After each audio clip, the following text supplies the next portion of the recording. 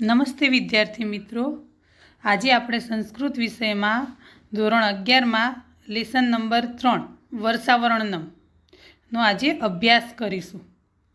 વર્ષાવર્ણનમ મતલબ વર્ષાનું વર્ણન, વર્ષા મતલબ વર્ષા ઋતુની વાત કરી છે. હવે આપણે થોડો તેનો પરિચય મેળવી લઈએ. હવે જો મહર્ષિ વેદવ્યાસે 18 પુરાણોની રચના કરી છે. આ મહર્ષિ વેદવ્યાસ એ જ જેમણે મહાભારતની પણ રચના કરેલી છે. હવે 18 પુરાણોમાં ભાગવત પુરાણ શ્રેષ્ઠ મનાય છે, સૌથી ઉત્તમ પ્રકારનું પુરાણ કહેવામાં આવે છે. તેમાં કુલ 12 સ્કંદ અને 18,000 શ્લોકો આવેલા છે. ભાગવત પુરાણની વાત છે. હવે ભાગવત પુરાણના 10મા સ્કંદના 20મા અધ્યાયમાં વર્ષા અને શરદ ઋતુનું સુંદર વર્ણન કરવામાં આવેલું છે. જો ફરીથી બોલું છું, ભાગવત પુરાણના 10મા સ્કંદના 20મા અધ્યાયમાં વર્ષા અને શરદ ઋતુનું વર્ણન કરવામાં આવ્યું છે. અને આમાંથી જ આપણને અહીં આપણા લેસનમાં 7 શ્લોકો મૂકેલા છે જે વર્ષા ઋતુને લગતા છે. કે વર્ષાનું આગમન થાય, જ્યારે વરસાદ આવવાનું હોય ત્યારે એના પહેલાં કેવી આકાશમાં વાદળોની ગર્જના થાય છે, વીજળીના ચમકારા થાય છે, અને એ જેવું એટમોસ્ફિયર હોય છે એનું બધાનું વર્ણન કરેલું છે આપણા લેસનમાં, આપણા પદ્યમાં. એ બધાનું વર્ણન છે કે વર્ષા ઋતુ આવે ત્યારે. અને સૌથી આપણને ખબર જ છે કે બધી જ ઋતુઓમાં આપણને સૌથી વધારે જો પસંદ હોય તો તે આપણને વર્ષા ઋતુ છે, કે ચોમાસું આપણને સૌથી વધારે ગમે. અને આ બધા વર્ણનમાં ઉપમા અલંકારનો પ્રયોગ કરવામાં આવે છે. કે ઉપમા અલંકાર, ઉપમાઓ આપેલી છે બધા શબ્દોને. જેમ આપણે કોઈને એમ કહીએ કે તું બહુ સુંદર દેખાય છે, અથવા તારું મુખ બહુ સુંદર છે, તો કેવું લાગે કે હા સારું દેખાય છે. પણ આપણે એને એમ કહીએ કે તું ચંદ્ર જેવી રૂપાળી લાગે છે, મતલબ આપણે એની કમ્પેર ચંદ્ર સાથે કરી છે. અને ચંદ્ર મતલબ સુંદરતામાં એની સાથે કોઈની કમ્પેર થઈ શકે નહીં.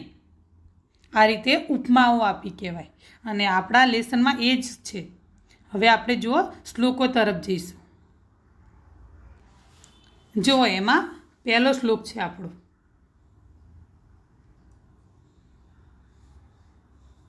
તત પ્રાવર્તત પ્રાવુટ સર્વસત્વ સુખપ્રદા વિદ્યુતમાન પરિધિ વિસ્મૃતિ તન બસ્તલા.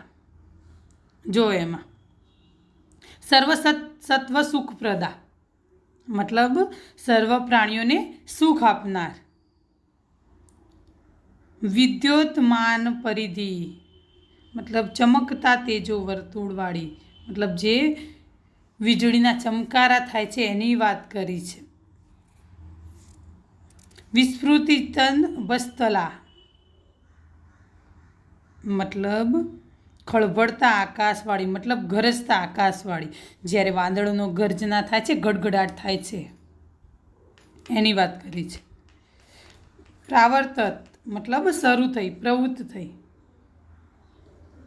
હવે જુઓ એનું ભાષાંતર કરું. પછી સર્વ પ્રાણીઓને સુખ આપનારી, ચમકતા તેજો વર્તુળવાળી અને ખળભળતા ગરજતા આકાશવાળી વર્ષા ઋતુ શરૂ થઈ. મતલબ વર્ષા ઋતુ શરૂ થવાની છે એના પહેલાં કેવું એટમોસ્ફિયર થાય છે એનું વર્ણન કર્યું છે. કે બધા પ્રાણીઓને સુખ આપનારી છે વર્ષા ઋતુ. જો વરસાદ ના આવે તો દુનિયા પોસિબલ જ નથી, એવું જ આપણને માનવામાં આવે. કે ના વરસાદ પડે તો ના એનાથી અનાજ પાકે, અનાજ ના પાકે તો આપણે શું ખાઈએ, મોંઘવારી કેટલી વધી જાય. બધું આપણને સીધી રીતે નહીં તો આડકતરી રીતે, પણ ક્યાંક તો આપણને એનાથી નુકસાન છે જ. હજી જો ચમકતા તેજો વર્તુળવાળી મતલબ વીજળીઓના ચમકારા થાય છે. ખળભળતા ગરજતા આકાશવાળી મતલબ વાદળાઓની ગર્જના થાય છે, ગડગડાટ થાય છે. ઘણા જો ડરીને કેવા ઘરમાં છુપાઈ જાય છે. એ બધાની વાત છે કે જે વર્ષા ઋતુ આવવાની છે, મતલબ વરસાદ આવવાનો છે એના પહેલાં આ બધું એટમોસ્ફિયર બંધાય છે અને પછી વરસાદ આવે છે. દર વખતે એવું જરૂરી નથી, પણ આ રીતે આવે છે એવું કહેવા માગે છે. હવે જુઓ આપણો સેકન્ડ નંબર શ્લોક. અષ્ટૌ માસાન નિપિતમ યદ ભૂમ્યા જલમયમ વસુ સ્વગોર્ભિમુક્તુ મારે ભે ભાસ્કર કાલ આગતે. જો એમાં શું કહે છે? કાલે આગતે મતલબ સમય આવ્યો ત્યારે. અષ્ટૌ માસાન મતલબ 8 મહિના. ભૂમ્યા મતલબ ધરતી. નિપિતમ મતલબ પીધેલું, જે 8 મહિના પાણી પીધું છે એની વાત કરી છે. અને ભાસ્કર મતલબ સૂર્ય. સ્વગોભિ, ગોભિ મતલબ કિરણ, પોતાના કિરણો વડે. મુક્તુમ મતલબ છોડવા માટે. અને આરે ભે, મારે ભે મતલબ આરે ભે તો શરૂઆત કરી. જો એનું ભાષાંતર જોઈ લઈએ આપણે. મેં બધાના પાછળ શબ્દાર્થ સાથે ભાષાંતર મૂકેલું જ છે, અહીં આપણે સમજી લઈએ. સમય આવ્યો ત્યારે 8 મહિના સુધી ધરતીનું જે પાણીરૂપી દ્રવ્ય સૂર્યે પીધું હતું તેને પોતાના કિરણો વડે છોડવાની શરૂઆત કરી. જુઓ, સમય આવ્યો ત્યારે મતલબ જ્યારે વર્ષા ઋતુની શરૂઆત થઈ ત્યારે 8 મહિના સુધી, મતલબ આપણા ટોટલી 12 મહિના છે, એમાંથી 8 મહિના સુધી સૂર્ય જે પાણીરૂપી દ્રવ્ય પીવે છે ધરતીમાંથી, મતલબ દરિયાનું આપણને ખબર છે સાયન્સની રીતમાં કે દરિયાનું પાણી સૂર્ય શોષે છે, એનાથી વાદળા બંધાય છે અને પછી એ પાણી મતલબ જે બાષ્પરૂપી પાણી શોષે છે, પછી એમાંથી વરસાદરૂપી પાણી પાછું પૃથ્વી પર આવે છે.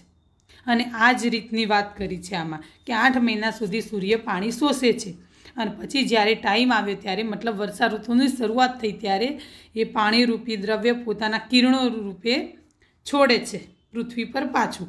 પહેલાં 8 મહિના સુધી લે છે અને પછી બાકીના 4 મહિના આપણી વર્ષા ઋતુ કહેવાય, ચોમાસું કહેવાય. તો એ 4 મહિના પછી એ પૃથ્વીને પાછું એ પાણી પાછું આપે છે, શરૂઆત કરે છે છોડવાની.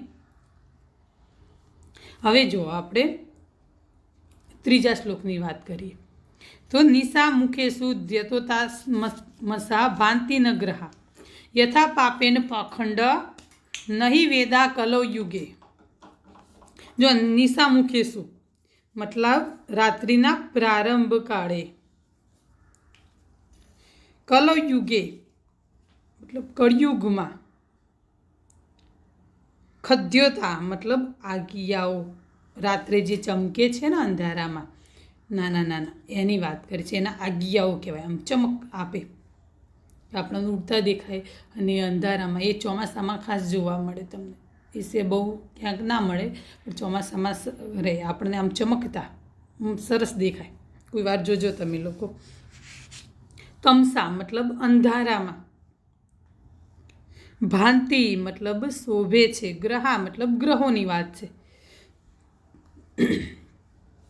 હવે જો, અને પાખંડા મતલબ પાખંડી લોકોની વાત કરી છે, જે પાખંડી હોય, પાપીઓ હોય એમની વાત કરી છે. તો જુઓ, એનું ભાષાંતર છે કે જેમ રાત્રિના પ્રારંભ કાળે કળયુગમાં પાપ વડે પાખંડી લોકો શોભે છે તેમ અંધારામાં આજ્ઞાઓ શોભે છે. ગ્રહોની માફક વેદો શોભતા નથી. જો શું આપ શીખવાડ્યું છે આપણને કે જેમ રાત્રિના પ્રારંભ કાળે કળયુગમાં પાપ વડે પાખંડી લોકો શોભે છે, મતલબ રાત્રિની જે શરૂઆત થાય ત્યારે કળયુગની વાત કરે છે કે કળયુગમાં જે પાપી લોકો છે એ વધારે બહાર આવે, એ વધારે સારા દેખાય, કે કળયુગ જ નામ એવું છે કે જેમાં પાપ વધારે દેખાય છે. તો એ લોકો જેમ શોભે છે તેમ અંધારામાં આજ્ઞાઓ શોભે છે. કેમ? અંધારામાં જેમ ચોમાસામાં અંધારું થાય ને ત્યારે આજ્ઞાઓ બહુ ચમક લાગે, પણ આજ્ઞાઓ તમે જોજો એની ચમક બહુ ટાઈમ સુધી ના હોય, એ થોડા ટાઈમ માટે અને પછી એમનો નાશ થઈ જાય, મતલબ એ મૃત્યુ પામે. એક નાના નાના જીવડા જ કહેવાય જે ચમકી ઉઠે અંધારામાં, પણ એમનો પ્રકાશ કેટલો હોય? થોડા ટાઈમ પૂરતો જ, કાયમ માટે એમનો પ્રકાશ હોઈ શકે નહીં. તો કળિયુગમાં જે પાખંડી, જે પાપી લોકો છે એ લોકો પણ થોડા ટાઈમ માટે જ એમની ચમક દમક દેખાય, પછી તો એ એમના અસલ રૂપમાં આવી જ જાય છે. અને એ જ વસ્તુ તમને અહીં સમજાવી છે કે ગ્રહોની માફક વેદો શોભતા નથી, મતલબ જેમ ગ્રહોને વેદોનો પ્રકાશ કાયમ માટે હોય છે, તારાઓ ગ્રહોનો પ્રકાશ કેવો કાયમ માટે છે, એમનો નહીં કે થોડા ટાઈમ માટે પ્રકાશિત કરે, ચોમાસામાં પ્રકાશ આપે ને પછી છુપાઈ જાય, એવું નહીં. એમનો પ્રકાશ કાયમ માટે શોભે છે, એમ વેદો પણ કાયમ માટે શોભે છે આપણને. એ વસ્તુ તમને સમજાવવામાં આવી છે કે જેમ ગ્રહોના પ્રકાશને વેદના જ્ઞાન સાથે સરખાવવામાં આવી છે. હવે આપણે આગળ જોઈશું. જો 4 નંબરનો શ્લોક. ક્ષેત્રાણી સસ્ય સંપત્તિ કર્ષકાણામ મુદમ દદુ ધનિનામુપતાપમ ચ વૈદાધીનમ જાનતા. જો એમાં શું કહે છે? ક્ષેત્રાણી મતલબ ખેતરોની વાત કરે છે. સસ્ય સંપત્તિ મતલબ ધાન્યરૂપી સંપત્તિ. કર્ષકાણામ મતલબ ખેડૂતોની વાત કરે છે. મુદમ આનંદ અને દદુ મતલબ આપે છે. ઉપતાપમ ધનિનામ ઉપતાપમ, ધનિનામ પ્લસ ઉપતાપમ સંધિ છે તો ઉપતાપમ મતલબ સંતાપ, દુઃખ. દૈવાધીનમ મતલબ ભાગ્યને આધીન હોય, જે નસીબમાં હોય. અજાણતા મતલબ ન જાણતાઓ, જે જાણતા નથી એની વાત કરી છે. તો જો એનું ભાષાંતર જોઈએ આપણે કે ખેતરો ધાન્યરૂપી સંપત્તિ વડે ખેડૂતોને આનંદ આપવા લાગ્યા, પરંતુ સર્વ ભાગ્યને આધીન છે. આ વાતને ન જાણનારા, અનાજનો સંગ્રહ કરનારા ધનવાનોને સંતાપ આપવા લાગ્યા. ફરીથી જો, ખેતરો ધાન્યરૂપી સંપત્તિ વડે ખેડૂતોને આનંદ આપવા લાગ્યા મતલબ ચોમાસામાં તમે જો ખેતરોમાં કેવી હરિયાળી છવાઈ જાય છે, જેમ પૃથ્વીએ, ધરતી માતાએ લીલી ચાદર ઓઢી હોય એવું લાગે છે આપણને. જ્યાં જુઓ ત્યાં આપણને લીલોતરી જ દેખાય છે. અને એ લીલોતરીથી ધન ધાન્યથી ના કાર્ય એ બધું જોઈને ખેડૂતો આનંદિત થઈ જાય છે, કારણ કે એમનું જીવન જ એની ઉપર ડિપેન્ડ છે.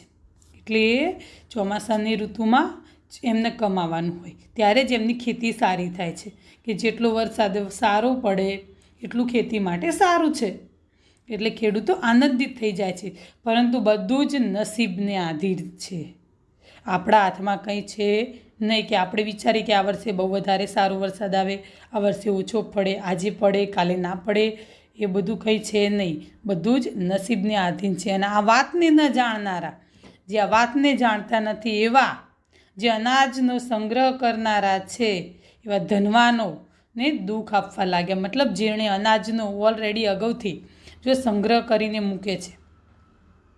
તમે જો ઘણા એવા છે કે પૈસાવાળા કેવું કે અનાજનો સંગ્રહ કરીને મૂકી દે, પછી જો વરસાદ ઓછો પડે કે કંઈ ઓછું પાકે એ વખતે એના ડબલ ભાવ કરીને વેચે. મતલબ ખેડૂતોને એમના પૈસા પૂરતા મળવાના નથી, જેટલો બજારમાં ભાવ ચાલે છે એટલો એમના સુધી પહોંચતો પણ નથી. અને પછી એ એમનો સંગ્રહ કરે, સંગ્રહખોરી કરીને પછી એ અનાજ ઊંચા ભાવે વેચે, કે બીજી કોઈ પણ ફ્રૂટ હોય કે વેજીટેબલ હોય કંઈ પણ, પછી એ ઊંચા ભાવે વેચે અને બાકીનો બધો નફો એ પૈસાવાળા જે લોકો છે, સંગ્રહખોરી કરવાવાળા છે, એ બધા એમની પાસે રાખે. મતલબ ખેડૂતને પણ પૂરતા પૈસા ના મળે અને આપણને વસ્તુ મોંઘી મળે છે. તો આ જો વર્ષા ઋતુમાં સારો વરસાદ પડે, સારું અનાજ પાકે તો ખેડૂતો પણ ખુશ થઈ જાય, આપણે પણ ખુશ. અને દુઃખ કોને થાય? કે જે પૈસાવાળા લોકો હતા, જે ધનવાનો હતા અને જેણે અનાજનો સંગ્રહ કરીને પહેલેથી રાખ્યો હતો, એ લોકો શું થાય છે? દુઃખી થાય છે. હવે જો આપણે 5મો શ્લોક જોઈશું. જલ સ્થળ કૌશ સર્વે નવવારી નિસેવયા અભિબ્રદ રુચિરમ રૂપમ યથા હરિ નિસેવયા. જો જલ સ્થળ લકૌશ મતલબ જળ અને સ્થળમાં રહેવાવાળાની વાત કરી છે. નવવારી નિસેવયા મતલબ નવા જળનું સેવન કરવાથી. અભિબ્રત મતલબ ધારણ કર્યું હતું. રૂપમ મતલબ રૂપ, રુચિરમ મતલબ રમણીય રૂપ, રમણીય પોતાના મનને ગમે એવું. હરિની સેવયા મતલબ ભગવાનની સેવાથી. હરિ મતલબ ભગવાન. હવે જુઓ એમાં ભક્ત જેમ ભગવાનની સેવા કરી રમણીય રૂપ ધારણ કરે તેમ બધા જળ અને સ્થળમાં રહેનારાઓએ નવા જળનું સેવન કરવાથી રમણીય રૂપ ધારણ કર્યું હતું. હવે જુઓ શું કહે છે કે ભક્ત જેમ ભગવાનની સેવા કરી રમણીય રૂપ ધારણ કરે છે, મતલબ જે સાચો ભક્ત છે એને ભગવાનની સેવા કરવામાં બહુ જ આનંદ મળે છે. એ પોતાનું ખુશ થાય છે અને સુંદર રૂપ ધારણ કરે છે. મતલબ ખુશીથી તમારું મોઢું કેવું દેખાય અને તમે દુઃખી હોય ત્યારે તમારું મોઢું કેવું દેખાય એની વાત કરી છે. કે આપણે જ્યારે ખુશ હોઈએ, દિલથી ખુશ હોઈએ ત્યારે એનો ભાવ આપણા ચહેરા ઉપર જ આપણને દેખાઈ આવે છે કે હા આ માણસ ખુશ છે. આપણને જોઈને ખબર પડે. કોઈ દુઃખી હોય તો એને જોઈને જ આપણને ખબર પડે કે આ દુઃખી છે. તો જેમ ભક્ત જેમ ભગવાનની સેવા કરી પોતાનું રમણીય રૂપ ધારણ કરે તેમ બધા જળ અને સ્થળમાં રહેવાવાળા, મતલબ જે પૃથ્વી ઉપર રહે છે એ બધા જ, મતલબ પ્રાણીઓ, મનુષ્યો બધાની વાત આવી ગઈ. અને જે જળમાં રહેવાવાળા છે, જળચર પ્રાણીઓ, એ બધા જ નવા જળનું સેવન કરવાની, મતલબ જે વરસાદ પડ્યો છે, મતલબ નવું જે જળ આવ્યું છે, પાણી આવ્યું છે, એનું સેવન કરવાથી, મતલબ એને જોવાથી, એને પોતાના અનુભવ કરવાથી નવું રૂપ ધારણ કર્યું છે. મતલબ પ્રફુલ્લિત થઈ જાય છે બધા. ચોમાસાની ઋતુમાં તમે જેમ જ્યારે પહેલો વરસાદ પડે છે ને તમે નાહો છો, કેવી મજા આવે છે નાહવાની.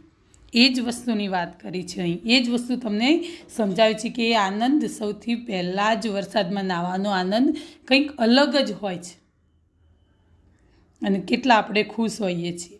એ જ વસ્તુ આપણને આમાં સમજાવી છે. હવે આપણે 6થા શ્લોક તરફ જઈશું. જો 6થા શ્લોકની વાત કરી છે કે માર્ગા બભૂ સંદિગ્ધા સ્તૃણૈશ્છન્નાઃ યસંસ્કૃતા નાભ્યસ્યમાનાઃ શ્રુતયો દ્વિજય કાલ હતા ઇવ. જો ન અભ્યસ્યમાના સંધિ છે તો સ્વાધ્યાય અભ્યાસ નહીં કરવામાં આવતા. કાલ હતા સમય આવે નાશ પામનારા. શ્રુતયો મતલબ વેદો, દ્વિજય મતલબ બ્રાહ્મણ, બભૂ મતલબ બન્યા અને માર્ગા મતલબ રસ્તાઓ, એ તો આપણને ખબર જ છે. સંદિગ્ધા મતલબ અસ્પષ્ટ, ધૂંધળા. અસંસ્કૃતા મતલબ સમતળ નહીં એવા, ખાડા ટેકરાવાળા. જો હવે શ્રુતય મતલબ સાંભળવું નહીં હો, વેદો ધ્યાન રાખવું. હવે એનું ભાષાંતર જોઈ લઈએ આપણે.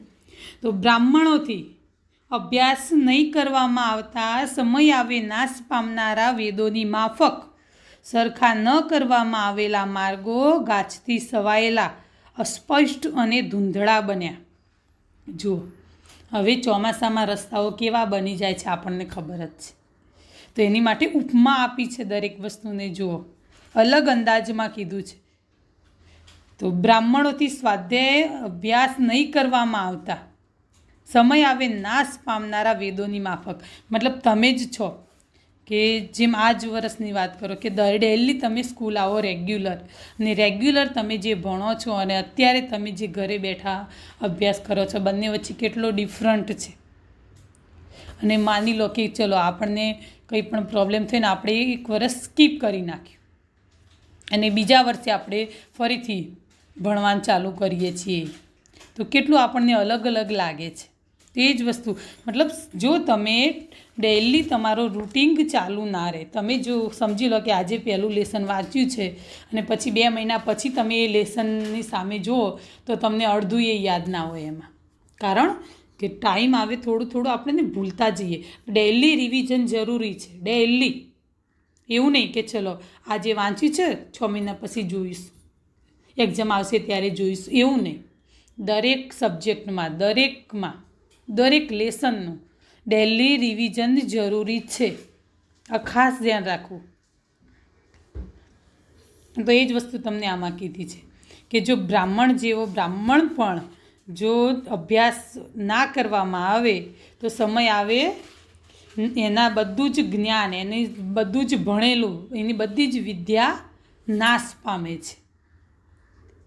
તો એ રીતે જુઓ, સરખા ન કરવામાં આવેલા માર્ગો ગાજથી સવાયેલા, અસ્પષ્ટ અને ધૂંધળા બન્યા. મતલબ જો ચોમાસાના વરસાદના કારણે પછી કેવું થાય કે નાનું નાનું નાનું નાનું ઘાસ ઉગી નીકળે દરેક જગ્યાએ, આપણને ખબર છે.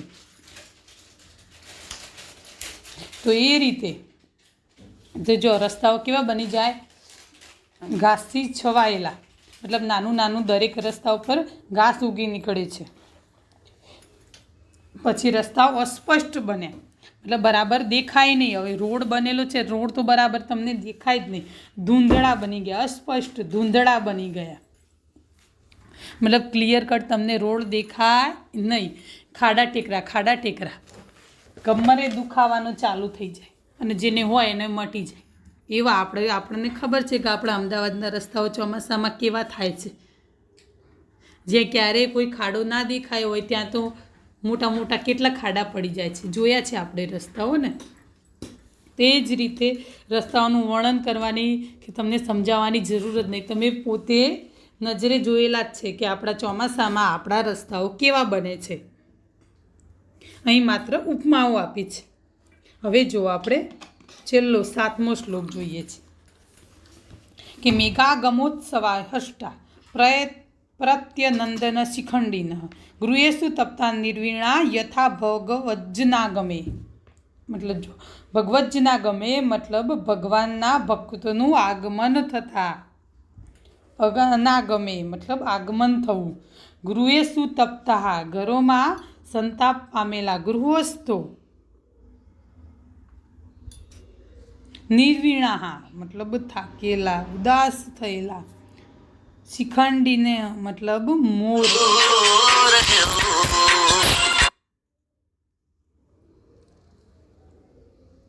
પ્રયત્નનંદન મતલબ પ્રસન્ન થયા, નાચી ઉઠ્યા,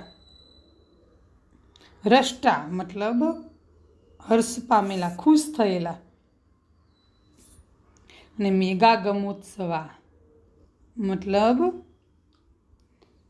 વાદળાને ઉત્સવ માનવાના, જેમ વરસાદને ઉત્સવ માનવાવાળા એની વાત કરી છે. જો એનું ભાષાંતર જોઈ લઈએ આપણે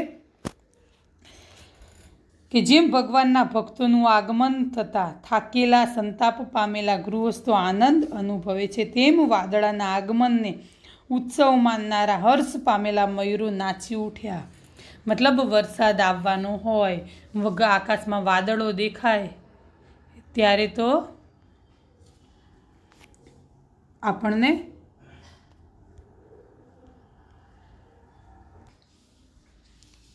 જો આપણે 7મા શ્લોકની આપણે વાત કરીએ છીએ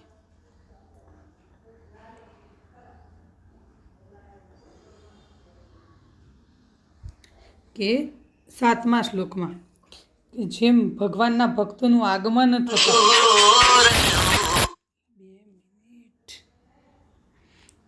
કે જેમ ભગવાનના ભક્તોનું આગમન થાય છે ત્યારે જેમ ગૃહસ્થો દુઃખી થયેલા થાકેલા ગૃહસ્થો હોય એ ખુશ થઈ જાય છે, એ જ રીતે વાદળાનું જ્યારે આગમન, આકાશમાં વાદળા દેખાવા લાગે છે આપણને, અને સૌથી જ પહેલાં મોર, તમે જોયે નાચતા જોયું હશે મોરને, કેટલો ખુશ થઈને નાચવા લાગે છે.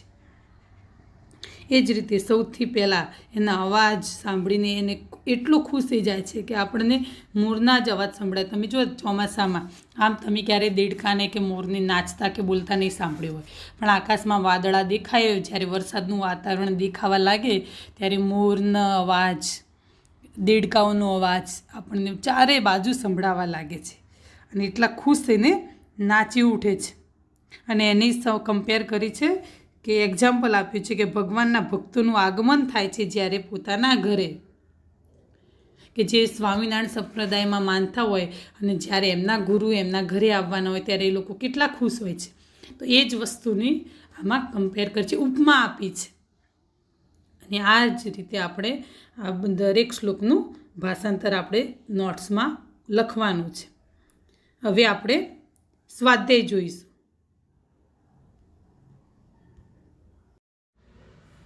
હવે જુઓ વિદ્યાર્થી મિત્રો, આપણે આગળ આ ત્રીજા લેસનનું વર્ષાવર્ણનમ આપણે ભાષાંતર અને શ્લોકો જોયા. હવે આપણે એનું સ્વાધ્યાય જોઈશું.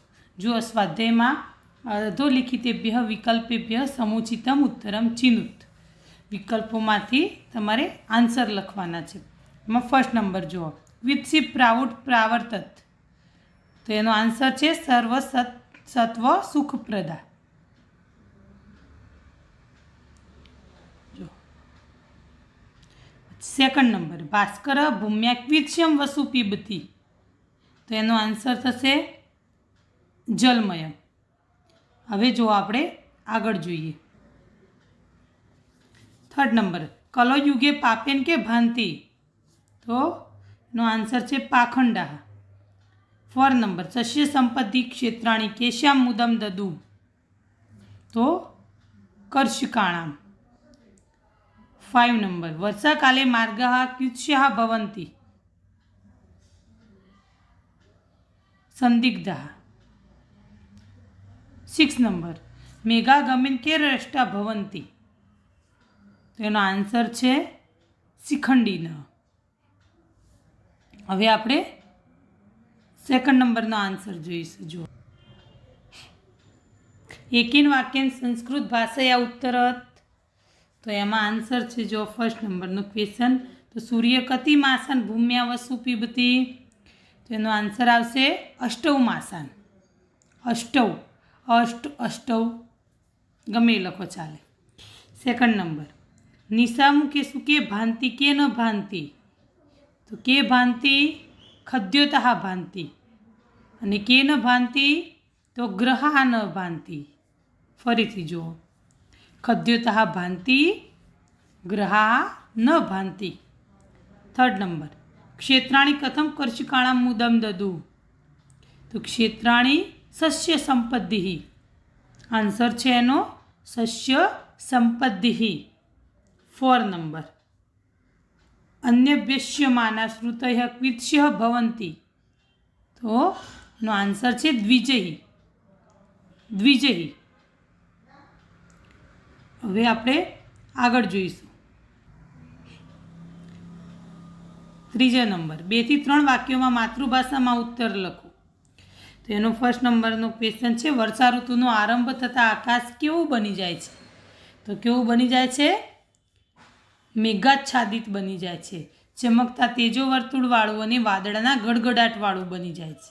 સેકન્ડ નંબર, આજ્ઞાઓના પ્રકાશને કોની સાથે સરખાવવામાં આવે છે. તો પાખંડી લોકોના પ્રભાવ સાથે. કારણ કે આજ્ઞાનો પ્રકાશ કેવો હોય છે? અલ્પકાલીન. એ થોડા ટાઈમ માટે જ પ્રકાશિત થાય છે. એમ પાખંડી લોકો પણ થોડા સમય માટે જ એમનો પ્રભાવ દેખાય છે, પછી એ ક્યાંય ગાયબ થઈ જાય છે. આગળ થર્ડ નંબર, ધાન્યથી ભરેલા ખેતરો જોઈને કોણ સંતાપ પામે છે? શા માટે? તો કોણ સંતાપ પામે છે? તો ધનવાનો. કારણ કે બધું શું હોય છે? ભાગ્યને આધીન હોય છે. આ વાતને ન જાણનારા, અનાજનો સંગ્રહ કરનારા જે ધનવાનો છે, તેઓ ખેડૂતોના ભાગ્યની ઈર્ષા કરીને દુઃખ અનુભવે છે, સંતાપ અનુભવે છે. 4 નંબર, વર્ષા ઋતુમાં રસ્તાઓ કેવા બની જાય છે? તેમને વેદ સાથે કેમ સરખાવ્યા છે? તો વર્ષા ઋતુમાં રસ્તાઓ ધૂંધળા અને અસ્પષ્ટ, ઘાસથી છવાયેલા અને ખાડા ટેકરાવાળા થઈ જાય છે. ઘાસથી ઢંકાઈ ગયેલા રસ્તાઓ સ્વાધ્યાયના અભાવે વિસરાઈ ગયેલા વેદો સાથે સરખાવ્યા છે. 5 નંબર, મયુરોના હર્ષ પામવાની બાબતને કોની ઉપમા આપવામાં આવી છે? તો વાદળાના આગમનને ઉત્સવ માનીને જે મયુરો અત્યંત હર્ષિત થઈ જાય છે અને નાચવા લાગે છે, તેમના હર્ષને ભગવાનના ભક્તોના આગમનથી આનંદ અનુભવતા ગૃહસ્થ લોકોની ઉપમા આપવામાં આવી છે. હવે આપણે આગળ જોઈશું. જુઓ, 4 નંબર છે, સમીક્ષાત્મક નોંધ લખો. અને એમાં છે વર્ષાવર્ણનમ પદ્યને આધારે વર્ષા ઋતુનું વર્ણન તમારા શબ્દોમાં આલેખો. મતલબ તમારે શું કરવાનું છે? વર્ષા ઋતુનું વર્ણન લખવાનું છે. પણ ખાસ ધ્યાન, તમને નોલેજ છે જ વર્ષા ઋતુના વર્ણન વિશે લખવાની, કે આપણે ગુજરાતીમાં પહેલાં એસે લખેલો છે વર્ષા ઋતુ વિશે, તો સેમ એક કોપી નહીં મારી દેવાની. આપણને ખાસ શું કીધું છે જુઓ, વર્ષા વર્ણનમ પદ્યને આધારે, કે આપણું આ જે પદ્ય છે એ પદ્યને આધારે આપણે વર્ષા ઋતુનું વર્ણન લખવાનું છે. થોડું અમુક તમારા શબ્દો લખો બરાબર છે, પણ બધું નહીં. આપણે બુક્સના આધારે જ લખવાનું છે. ખાસ ધ્યાન આપવું આ વસ્તુમાં. હવે 5 નંબર જુઓ, સસંદર્ભ સમજાવો. સસંદર્ભ મેં તમને પહેલાં પણ કહેલું છે કે પહેલાં અનુવાદ લખવાનો ને પછી સવિસ્તર એને સમજાવવાનું છે. તો એમાં જો પહેલું છે, સ્વગોર્ભિમુક્તુ મારે બે ભાસ્કર કાલ આગતે. તેનો અનુવાદ થાય છે, સમય આવ્યો ત્યારે સૂર્ય પોતાના કિરણો વડે જળરૂપી દ્રવ્ય છોડવા માંડ્યું. અને પછી તમારે એ લાઈનને ડિટેલ્સમાં સમજાવવાની છે. જુઓ હવે આગળ 2nd નંબર છે, યથા પાપેણ પાખંડા નહીં વેદા કલૌ યુગે. તો એનો અનુવાદ થાય છે, કળયુગમાં જેમ પાપ વડે પાખંડી લોકો તેમ અંધકારમાં આજ્ઞાઓ શોભે છે અને વેદો તો સાવ વિસરાઈ જ ગયા છે. તમારે આ લાઈનનો જે શ્લોક છે, જે શ્લોક હોય આપણો, એ શ્લોકના ભાષાંતરને તમે થોડું વિસ્તારથી સમજાવો એટલે આપણું સવિસ્તાર સમજાવવાનું થઈ જાય છે. બરાબર, પણ ભાષાંતર માત્ર જે લાઈન આપી છે એનું જ લખવાનું છે. હવે આગળ જો, ગૃહેશુ તપ્તા નિર્વીણા યથા ભગવદ જ ના ગમે. મતલબ કે જેમ ભગવાનના ભક્તોનું આગમન થતાં થાકેલા સંતાપ પામેલા ગૃહસ્થો હોય છે તેમ. અને આગળ પછી તમારે ડિટેલ્સમાં આ શ્લોકને સમજાવવાનું છે. હવે આગળ 4 નંબર, માર્ગા બાબુ સંદિગ્ધા સ્તૃણૈચ્છન્નાય સંસ્કૃતા. તો જુઓ એનો અનુવાદ થાય છે કે માર્ગો ગાછથી આચ્છાદિત થયેલા અસ્પષ્ટ અને ખાડા ટેકરાવાળા થઈ ગયા છે, અને આને તમારે સમજાવવાનું છે. બરાબર, ચલો અહીં આપણું લેસન પૂરું થાય છે.